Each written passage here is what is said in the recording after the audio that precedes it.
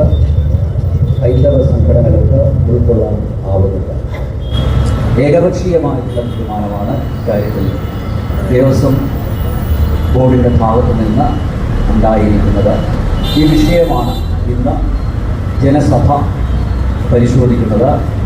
ഞങ്ങളുടെ ക്ഷണം സ്വീകരിച്ച് ഇവിടെ എത്തിയിരിക്കുന്ന അതിഥികളെ എന്ന് പരിചയപ്പെടാം. ഹിന്ദു ഐക്യവേദി സംസ്ഥാന general secretary Shri P Sudhakaran അദ്ദേഹത്തെ സ്നേഹാദരങ്ങളോടെ സ്വാഗതം ചെയ്യുന്നു. തൃശ്ശൂരിലെ ശക്തിബോധി ഗുരുകുലത്തിലെ സ്വാമി വിശ്വഭദ്രാനന്ദ അദ്ദേഹത്തെയും സ്നേഹപൂർവ്വം സ്വാഗതം ചെയ്യുന്നു.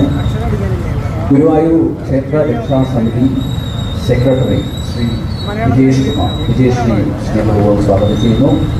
ഒപ്പം BJP തൃശ്ശൂർ ജില്ലാ ട്രഷറർ AR അനീഷ് മാസ്റ്ററെ ജനസഭയിലേക്ക് സ്നേഹം